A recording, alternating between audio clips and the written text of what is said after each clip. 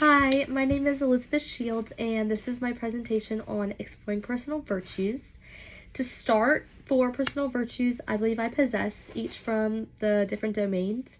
For civic, I would say civility. I feel like I'm polite to everyone around me and try my best to treat everyone with respect, even if we have different views. No one person's gonna have the exact same views, and I just try to come from a place of understanding because that's how God created us to be. For moral, I would say patience, which I get told this a lot, that I just have a lot of patience. Takes a lot for me to get frustrated, and I feel like I can handle a lot at once, which is good when dealing with kids. I've been working at a daycare for over 5 years now, so I have had my times where my patience has been tested. But overall, I feel like I do a pretty good job of being patient when, everything's going on. For performance, I would say motivation. I just feel like I've always been a motivated person. I get up way before the sun comes up and go to the gym, and I just have a checklist every single day. I'm constantly doing something, and I try my best to achieve the goals that I set for myself. For intellectual, I would say open-mindedness, which kind of goes along with civility. I'm a good listener, and I'm willing to listen to what other people's viewpoints are because, like I said, no one person is going to have the same views, and I just try to come from a place of understanding, and I don't judge people for that, or I try my best not to. So how each of these will help in creating an inclusive classroom. For civility, I'll choose to respect my students and the adults that I handle on a daily basis. I will always choose to be polite and respect others, especially when dealing with conflicts. I just feel like that's extremely important to show respect and listen to what they want to say because it just shows that you do care at the end of the day. For patience, like I said, this is an important trait, I believe, to have in the classroom.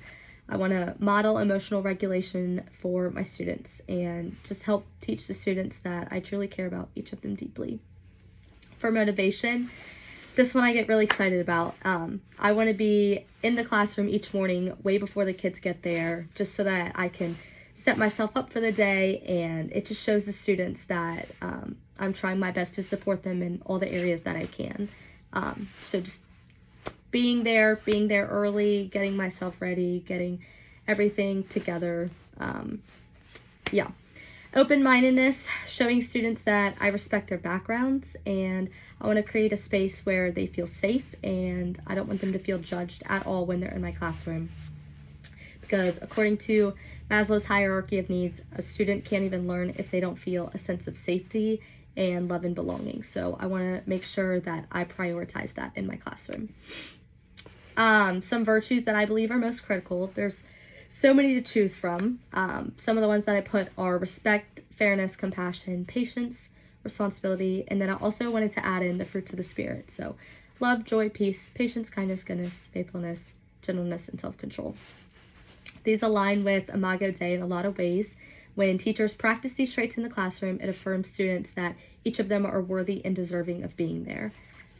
And just as God loves us unconditionally and demonstrated these qualities, I feel that as Christians, we should also be demonstrating these qualities and being an example because that's what the Bible tells us to do. So character formation, what this means to me is the idea of teachers and the community and people around raising students to be good people and ensuring they align their values and morals with respect and good ethical behavior. So some examples of ethical behaviors to teach are kindness, honesty, fairness, integrity, so doing the right thing when no one's watching, responsibility, and of course respect. Some strategies that I will use to foster character formation in my classroom. Number one is being a role model in the classroom. I just know that students look up to teachers for so many different things, and they see how we interact with other adults and with the students. So I just believe it's important to give 100% and be a really good role model for the students.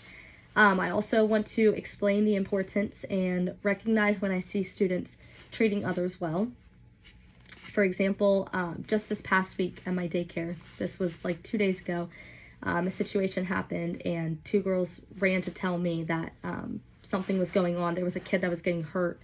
And so we celebrated those students the next day and gave them a big bag of candy and a thank you card, just to recognize that they were trying to do the right thing, and just stress the importance of it for the students.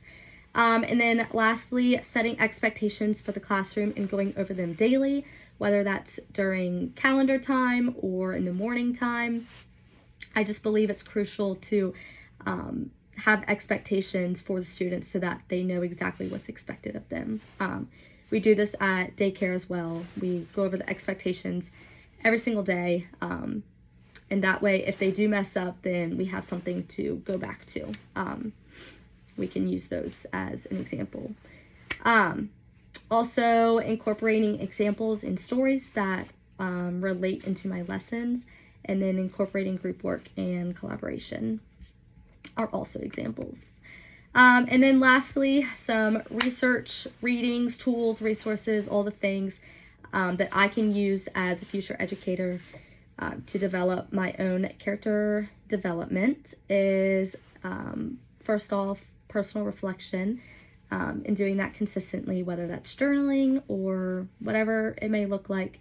I just believe in order to grow for myself, I think it's important to pause and think about what I'm doing right, what might need to change in the classroom, all the things. Reading books, ethical teachings, trainings and workshops that go over character formation. And then lastly, this is a specific example, the VIA Institute on Character Survey. It's the world's most popular personality test, but I could take that, say, yearly and see what's changed, see what's the same. So yeah, those are just a couple of examples that I can do in the future.